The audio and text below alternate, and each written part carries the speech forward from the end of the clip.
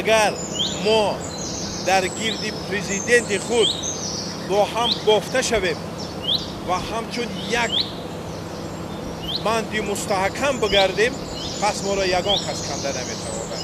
و یگان دشمن به ما فشار آورده نمیتواند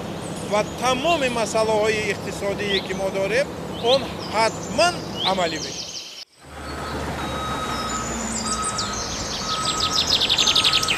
جناب عالی قید میکنند که ما در موردی از همه وضعیترین دست برادران را میگیریم. شرطگزاری را ما ترتیب نمیاریم. اونجا ما هر یک هفته در حسابات پیشنهاد میکنیم. نام نداره بود. نام نداره در این صبح با صفا در موضع بزرگی سازنده و بنیادی و کشورساز ملت‌زای تاجیکستان عزیز باید سخن هم سازنده و بنیادی و نو تازه و معطر باشد، چون رسالت این بزرگ میدان ملت‌زا. ولی به هر حال من این لحظه میخواهم این فرموده شادروان اسدالله غلام را که همگی چند روز پیش از رحلتشان گویا مرگشان را میدونستند، چون وصیت شرح توضیح دادنیم که او دلاگاه ترین شخصیت راهبر بود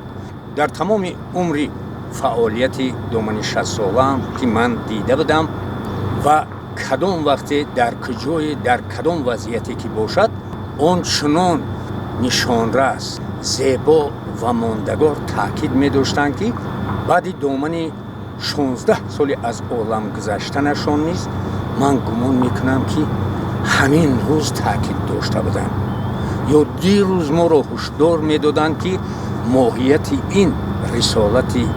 رویارو پیش آمده استقلالیت را با کل ساکنان کشور خاصه جوانان و نورسان شرح و توضیح دهیم تا با ماهیت این عملی ماندگار و تاریخی و کشورساز ملت‌زا کل هواداران اصلی این طرح ساکنان سرزمین رسیده باشند و تا توانسته در هوای چنین سازندگی های حقیقتا هم تاریخی و ماندگار زندگی خود را طرح‌ریزی کنند، در اساس همین کار و فعالیت داشته باشند و باید تلاش به آن کنند که عملشان چون رسالت سازندگان این کاخ نو باعث افتخار پساوندان در یاد خاطر ساکنان کشور مانده باشد. شاعر بزرگ گفته است که دوستان سخت پیمان را زی دشمن باک نیست. شرط دوستی آن بود کس پیوند یارش نگذرد، 100,000 خیط یکتا را نباشد قوته،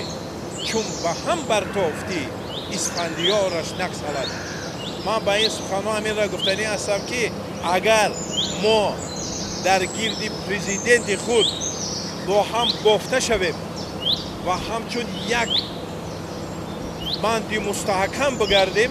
پس ما را یگان کس کنده نمیتواند و یگان دشمن به ما فشار آورده نمیتواند و تمام مسئله های اقتصادی که ما داریم اون حتما عملی میشه.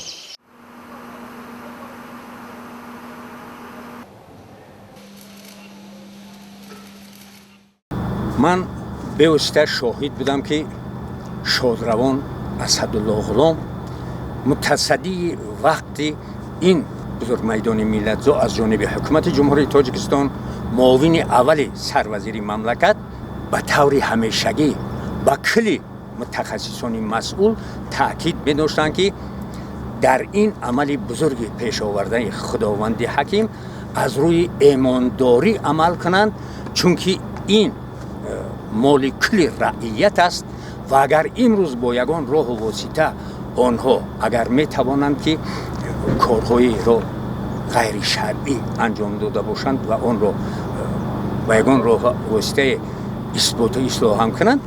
ولی فرد و روز قیامت روی تقدیر به این عمل خیش ҷавоб хоҳанд гуфт.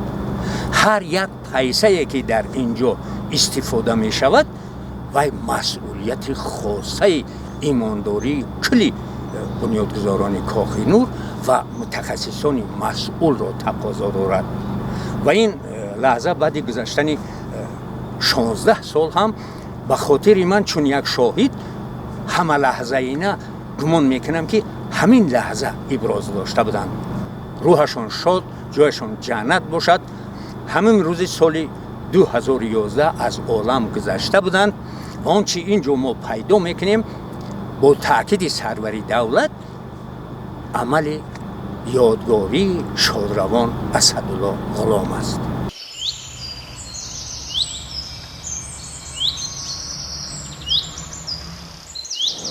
ва ба халқи бузургвори Тоҷикистон ҳаминро гуфтанӣ ҳастам ки ҳамаи мо бояд дар гирди президент бо ҳам биёем. дар 20 соли истиқлол ҳама пешравиҳое ки шуд бо ин шахси бузург вобаста аст. ман гумон мекунам ҳар як амали мондагор, ҳар як ёдгории шахси таърихӣ аз рӯи муҳаббати ӯ роҳандозӣ мешавад ё ба ёдгор мемонад ё дар ёду хотир. чунин шахс дар ин ҷо шодравон Асадулло Ғулом буданд ки ман имрӯз бо як муҳаббати хоса онро ба ёд оварда ду даст ба даргоҳи Парвардигор бардошта илтиҷо мекунам ки Парвардигор ҷошона ҷаннат кунад ва таманно менамоям ки чунин шахсиятҳо ҳама вақт дар ҳама давру замон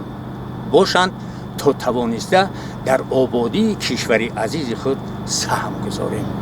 барои ман ва гумон мекунам барои кӯли сокинони кишвар чунин шахсиятҳо чун обу ҳаво зарур буданд, заруранд ва оянда ҳам зарур мемонанд. барои ҳамин бояд амали чунин шахсиятҳоро мо донем ва дар он арҷ гузорем ки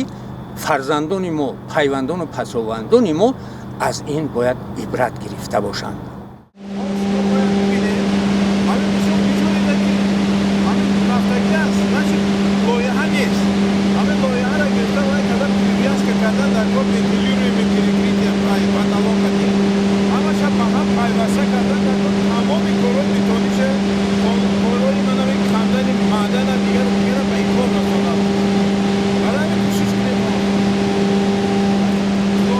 لایحه با لایحه